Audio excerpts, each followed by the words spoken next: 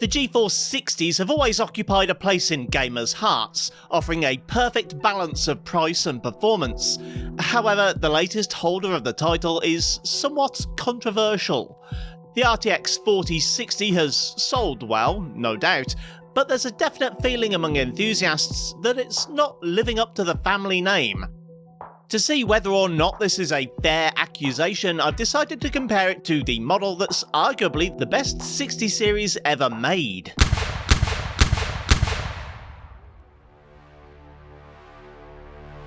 It's generally agreed that the RTX 40 series has been something of a low point for Nvidia. The RTX 4080 12GB debacle set the tone before the Ada Lovelace generation was even released, and the suspicion is that several graphics cards in the range have ended up having bigger model numbers slapped on the side. This is perhaps most true of the RTX 4060, which launched in 2023 with an MSRP of $299, despite having a GPU that would have been more sensibly found in a cheaper 50 class card. Don't believe me? Well, allow me to bring out Exhibit B, the 8GB of VRAM, which is actually a downgrade from the 12GB RTX 3060, but would be the same as the original 3050. Matters weren't helped any by the corner cutting, like the 128-bit memory bus and 8-lane PCIe connector. To call this a disappointment would be an understatement. A lot of people called it a scam. The GTX 1060, meanwhile, was one of the most beloved and fondly remembered cards in its class, which might not be saying much. The 1660 was the victim of being crowded by too many variants, the 2060 was an RT card that couldn't really RT, and the 3060 was... The Pascal series was a big performance jump from its Maxwell predecessor, and while value was probably not all that different from previous generations at the time, the price hikes that came after, with the advent of RTX, might have given us all some rose-tinted glasses. Still, the GTX 1060 offered enough performance to run games at high resolutions and quality settings right up until the 2020s, and is still a great option for budget gamers to this day thanks to continued driver support, DX12 instructions, and a not completely dogshit amount of VRAM. The RTX 4060, meanwhile, seems to have sold well enough to reach the top 3 of the Steam survey, but it was eviscerated in the press. Are these reputations deserved? Was the 1060 really as good as all that? And is the 4060 really that bad? Aside from the scummy marketing practices and the fact that it should have been called the 4050, you know what, let's just agree that part was bad and ignore it for the rest of the video.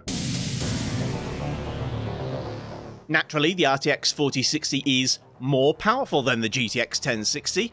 They're 7 years and 4 generations apart after all, and that means the newer card offers a little over double the on-paper performance while using a tiny amount less power. Comparing the two head-to-head in the same games makes no sense. To test them in a more fair context, I've rounded up a bunch of games from each of their respective eras, and I've benchmarked them at both 1080p and 1440p using the high preset where possible. And in the case of the 4060, I've disabled features like DLSS upscaling and frame generation. I could have used the FSR equivalents on the 1060, but most of the games of its era haven't had FSR upscaling and frame generation added, so this remains the fairest way of comparing the two GPUs head to head.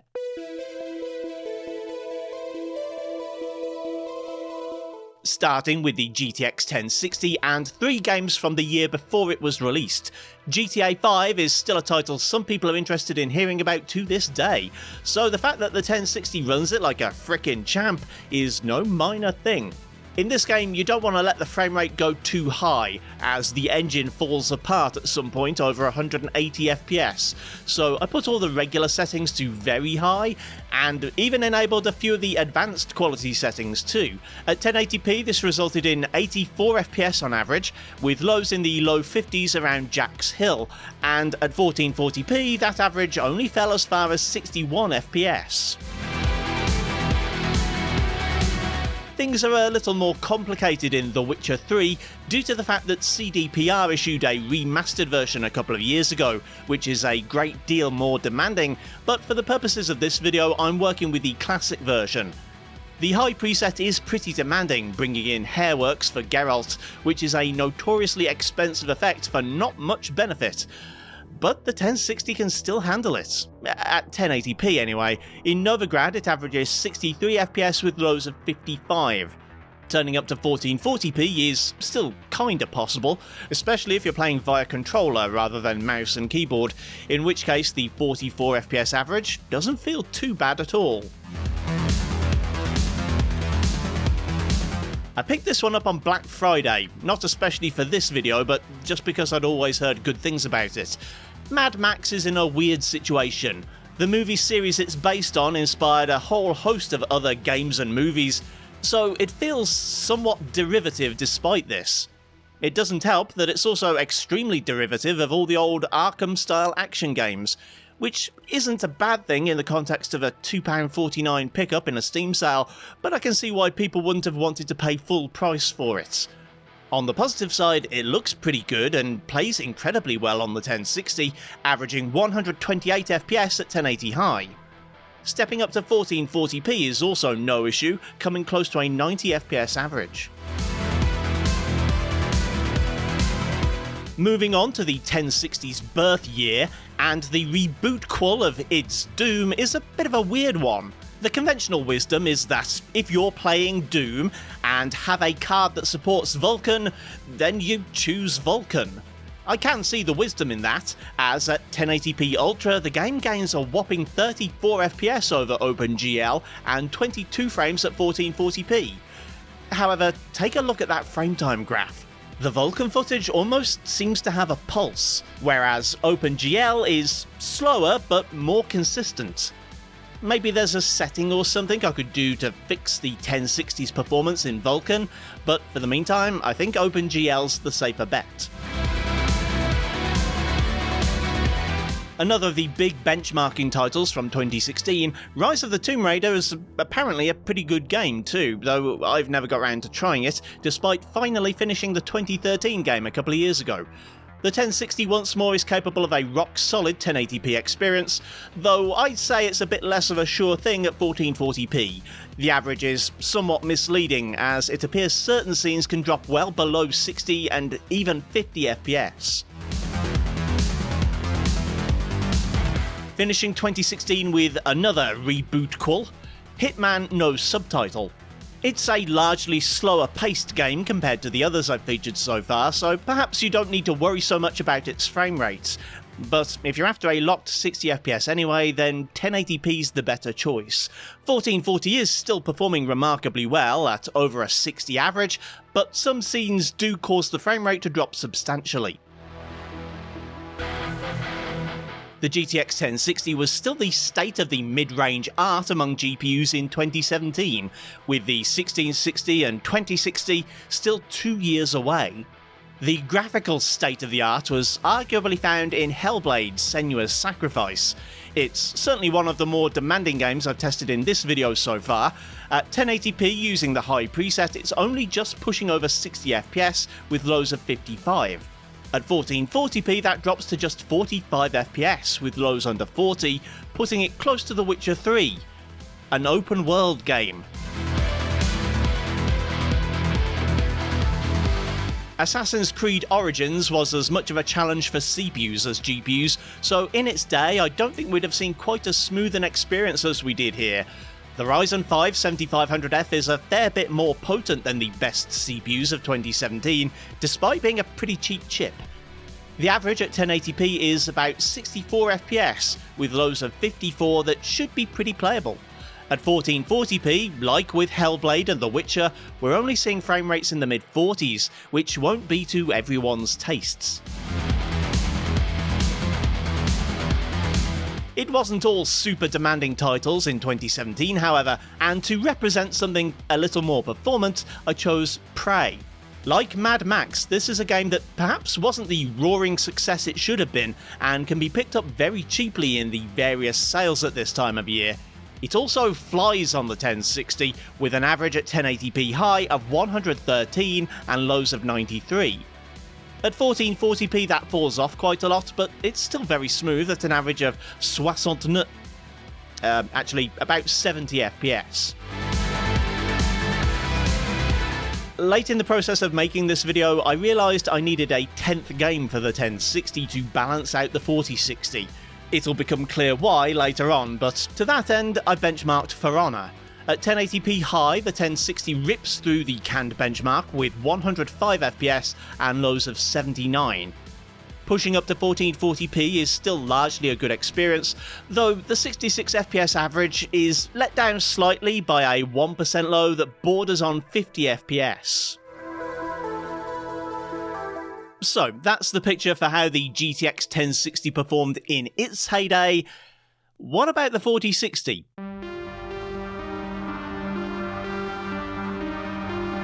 The year before the RTX 4060 launched, there were a couple of warning signs about how gaming performance was gonna go. I'd argue that Plague Tale Requiem was one of the games that started alarm bells ringing, and would have had Pascal owners starting to worry. Although it's not a fast-paced game, instead based mainly around stealth, if you want even a 60 FPS experience at high settings, the 4060 is either going to be limited to 1080p, or it's going to need DLSS.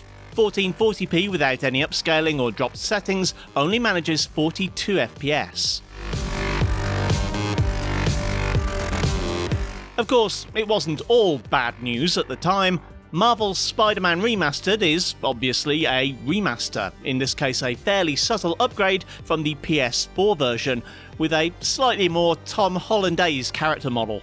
It's not as heavy as a lot of the other recent PlayStation ports, however, and the 4060 can achieve a whopping 150 FPS at 1080 high, and over 110 FPS at 1440p. I only got Ghostwire Tokyo recently, and it's way down in my backlog right now, so I don't know how representative the opening section is to the rest of the game, but it performs like a dream at 1080p. The average is 130 FPS, though lows are significantly lower, and while that might not be a major problem at this resolution, it could be an issue at 1440p, where the 80 FPS average is marred by 1% lows of just 44.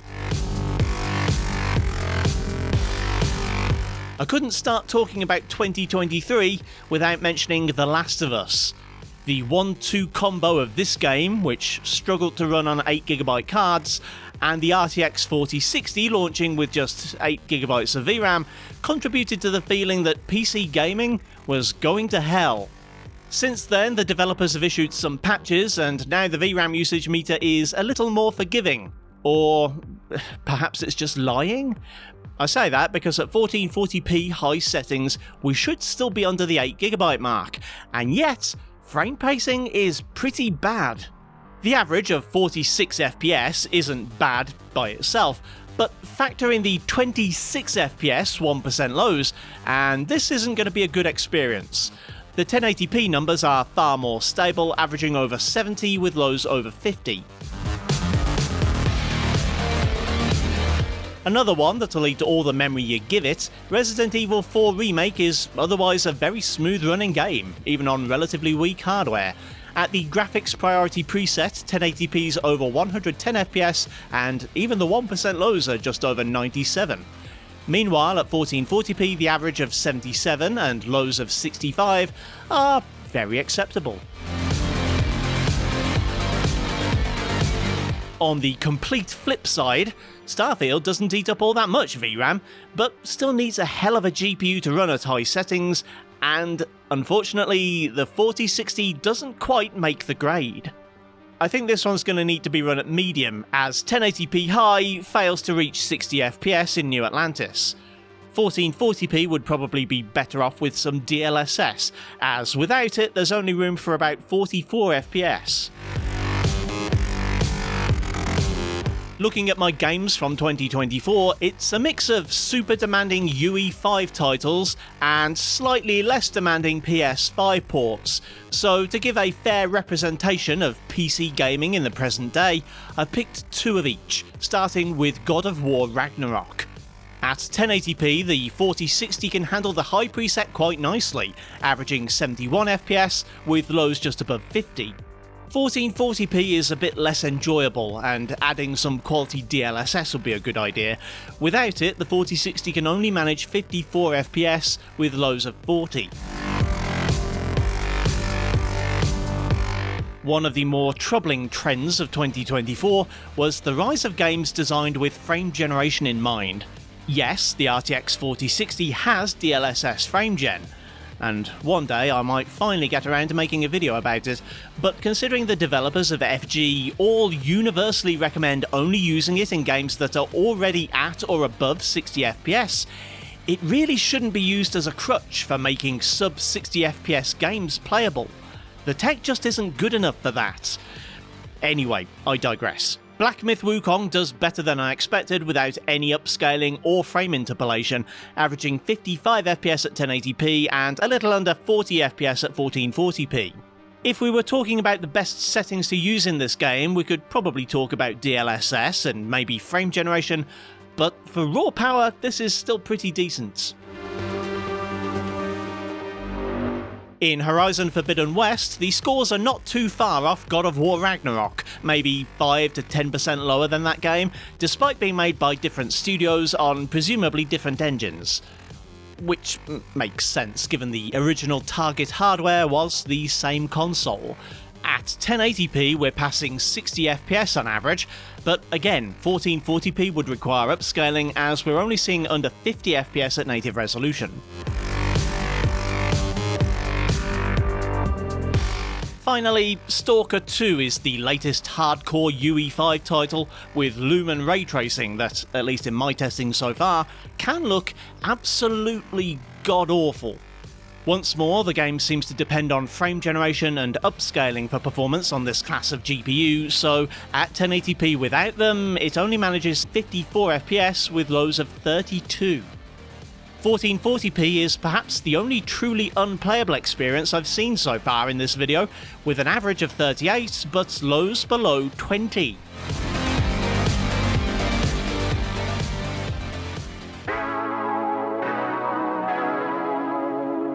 Averaging the performance of the GTX 1060 across all 10 games from 2015 through till 2017, we can see a score of 91.6 FPS at 1080p and 62.7 FPS at 1440p.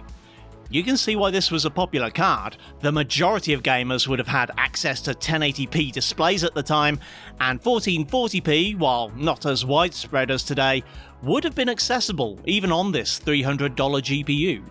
The RTX 4060 meanwhile, when averaged across its 10 games from 2022 to 2024, scores 84.4 FPS at 1080p and 58.1 at 1440p. This is lower than the 1060, no doubt, but only by 7 to 8%.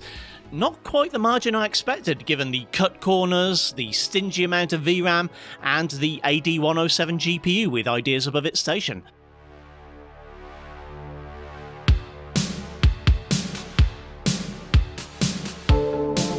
Does that mean the RTX 4060 is forgiven?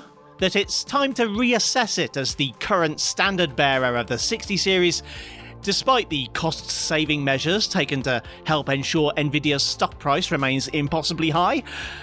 Well, okay, no. As you can probably tell from my framing, I'm not ready to forgive Team Green for the 4060 just yet. As I mentioned earlier, 1440p wasn't a common resolution back in the 20-teens as it is today, but it's very common now. Good, high-refresh 1440 displays are remarkably easy to get for low prices these days, so I think it's reasonable to have higher expectations for the 60s. Game developers clearly expected graphics card tech to be much further along by now, given how high the recommended requirements are on a lot of today's releases, hence why the 4060's DLSS party tricks are being treated as mandatory. Plus, this is an RTX card, and although I didn't include ray tracing as a metric in this video, I will be looking at budget RT in the near future, and based on how it performs without RT, I'm not holding much hope for the 4060. Does this mean the 1060 is still a better buy than the 4060 in 2024?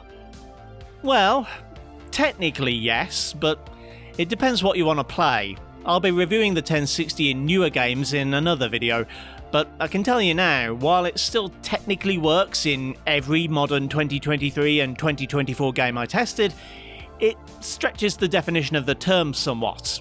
Games like Black Myth Wukong, Stalker 2, and Star Wars Outlaws use software RT, which isn't really in the 1060's wheelhouse.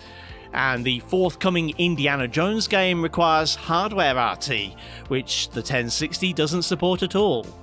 That being said, if all you want is something for older games and esports, and you can get the 1060 for less than half the price of a 4060, which really shouldn't be an issue at all. I bought mine at auction for £66, and there are buy now listings for not much more than that. Perhaps the 1060 is still worth picking up. Thanks for watching, kindly do the usual YouTube things if you feel so inclined, and I'll see you next time.